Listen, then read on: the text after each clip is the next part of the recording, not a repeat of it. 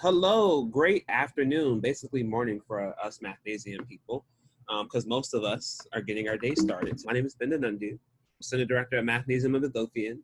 For those who don't know much about Mathnasium, we are a math-only learning center where we focus on kids' needs to get them up to par in their math abilities, but we also have programs available to get them ahead. If you are a high schooler or below, especially below, and you are taking calculus, you are definitely ahead of the curve. Calculus is not a typical class that most high schoolers are required to take to graduate. So the fact that you're even taking this class and that you're here in this webinar is excellent. So welcome to Calculus Part 4, where we are going to be going over derivatives. So I wanted to review what we've gone over, but specifically, what do you need to be successful in derivatives? I say it every webinar part, but I always want to reinforce it.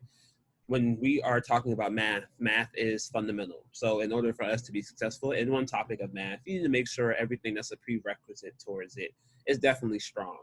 So if you have no idea what limits and continuity are, I would highly suggest you go back to our webinar part series 2 and part 3, where I go over limits and continuity. But then these last two topics here, rate of change and tangent lines, I'm going to be going more into in a second.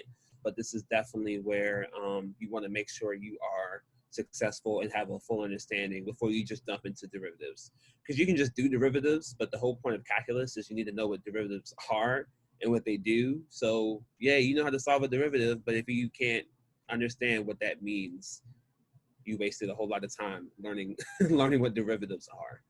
Just a little brief overview. Limits, like I said, there was actually a part and a half that we did on limits.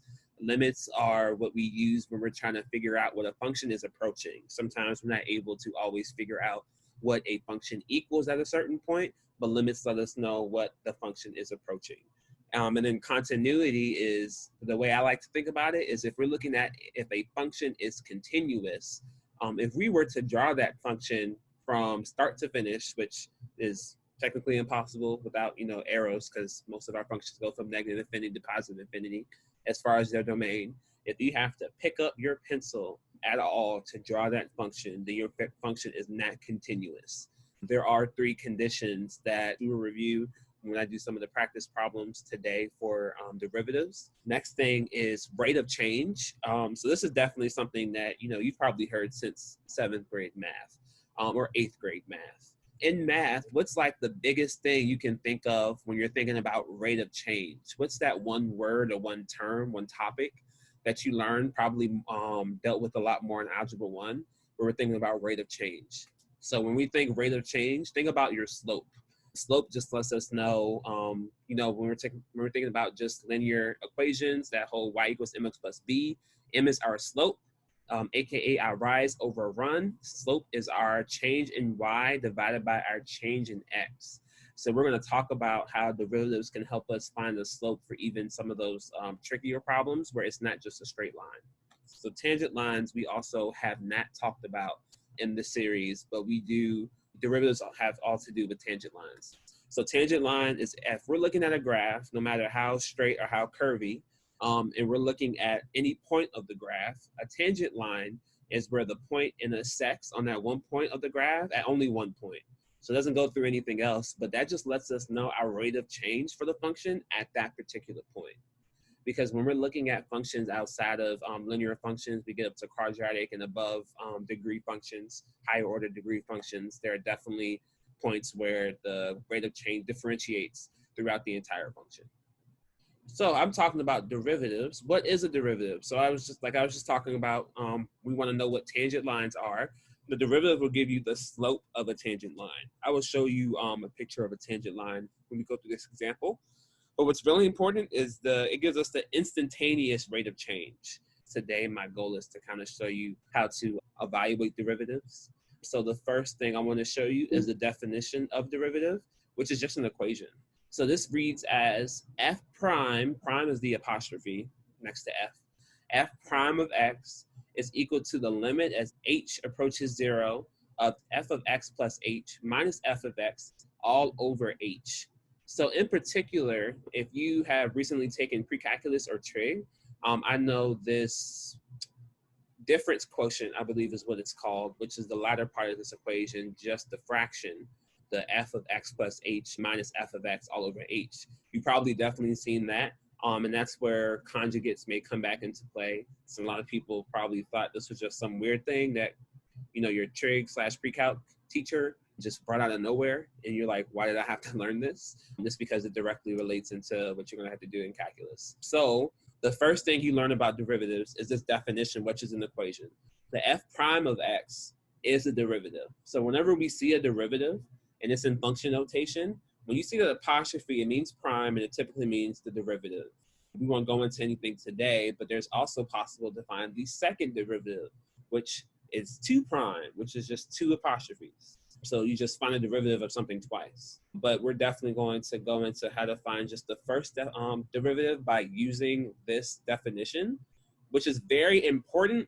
And then I will show you why most calculus students are upset with their calculus teachers after like the first couple weeks of school, because they're taught to do this and then they learn to do something else completely different that is a lot easier. But let's dive into that. So we're going to do the definition of the derivative for just start with number 1. So I'm just going to, hopefully I can write really small. I'm just going to rewrite what we said the definition of a derivative is. All right, so we said the limit as x approaches 0 of f of x plus h in parentheses minus just f of x. And we're going to divide all that by h. And sorry, that's f prime of x. That's what the derivative is. Excuse my terrible handwriting. It is not the best in person, and that is magnified virtually. So next, we're going to look at our function y, or we can think of y, of course, as another way to say f of x, which is just our function, of equals negative 2x plus 5. So what I first like to do is, don't forget to carry your limit. We're going to start that here. And we are just going to, for f of x plus h, that just means for every x we had in our original function, which is there's only one x here, we're going to put x plus h in there. And what I always suggest is that you put parentheses around this. Like originally x was not in parentheses, sorry, negative 2. But we're going to just put the whole thing in parentheses so we do not mess anything up. Oops, and that should be 5.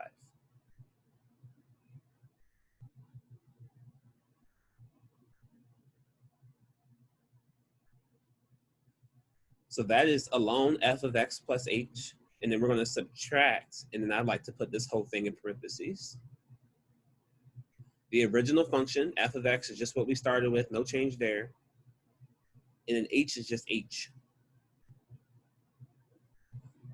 So as a reminder, the first thing we typically do when we're dealing with limits is the easiest thing we want to look at is if we can do direct substitution or direct evaluation, where we just plug in what the limit is approaching into our function to see if we will get a value. The whole point of difference quotient is that will not work. So we can always look at that. I'm not going to evaluate the top, but looking at the bottom alone, h is by itself. If h is approaching 0, that means if we do direct evaluation, we will have to put 0 in the denominator. No matter what we put in the top, it won't change the denominator. And we cannot have a 0 in the denominator because that is a domain restrictor. So we have to do what we can to rearrange things and see what we can do to get h canceled out somewhere. Let's just simplify everything we have in the top. So I'm going to distribute our negative 2, which gives us negative 2x minus 2h. That plus 5 was not changed. We didn't need to distribute anything there. And then I'm going to distribute this negative like it's negative 1, because we're subtracting this. So basically we just flip all the signs. So when we subtract a negative, it becomes a positive 2x. And of course, subtracting a positive makes it a negative. And then we're dividing this by h. I did forget, but make sure you carry that limit. This is still the limit as x approaches 0. And now what we're going to do in another line is we're going to simplify. So let's see, I see negative 2x, and I look for another term so I can combine like terms. And I have a positive 2x. Well, negative 2x and positive 2x just cancel each other out. Then I have a negative 2h in the top. There's no other terms where we have an h. So I'm just going to leave that as is in our top. And then I have a plus 5 and a negative 5. Both of those cancel each other out. So that means I'm only left with negative 2h in the top with an h in the denominator. And this is still the limit as h approaches 0. So we still can't plug anything in for h in the denominator because we get 0 in the bottom. But hey, now that we have everything simplified, I see an h in the top as well as an h in the bottom. That means we cancel it out. So now we're left with the limit as h approaches 0 of negative 2. Kind of what we talked about definitely in our our second part where we first talked about limits is a limit rule we can always look at is if we're approaching a limit from any point of any variable and we're looking at a constant, it's always going to equal that constant because no matter where we look at on the graph, y will always equal negative 2 no matter where the domain is. So our answer for this is negative 2. What does that mean?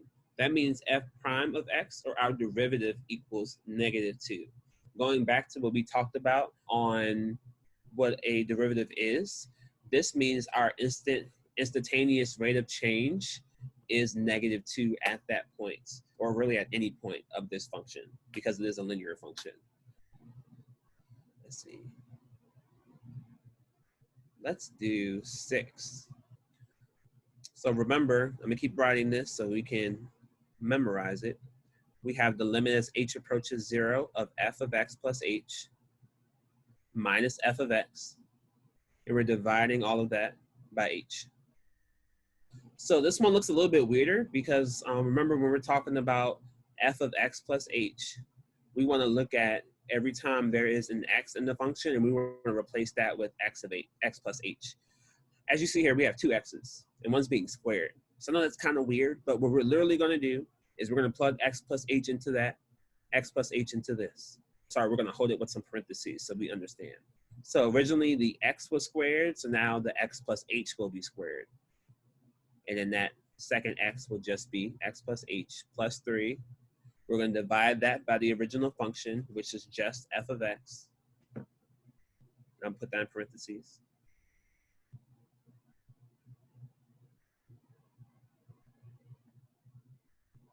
And then that is all over h. Just like I said before, with limits, we want to see if we can do direct evaluation. We cannot. So we have the limit as x approaches 0. What I would suggest doing first is x plus h.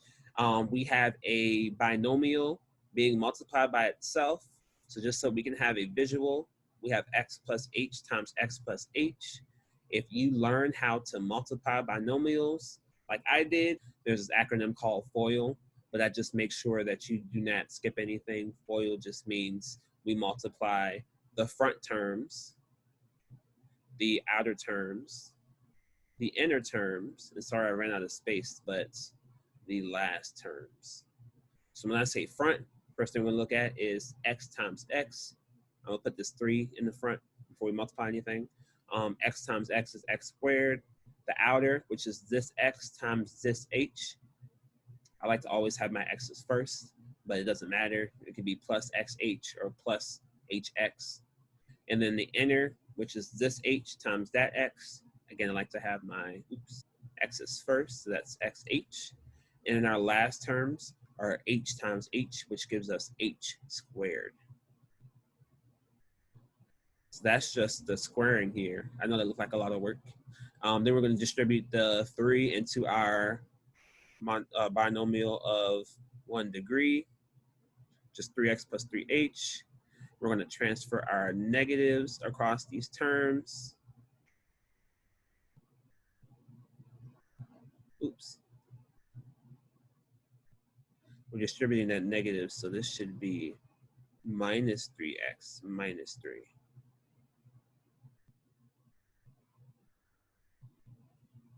Minus minus 3x. Still all over h.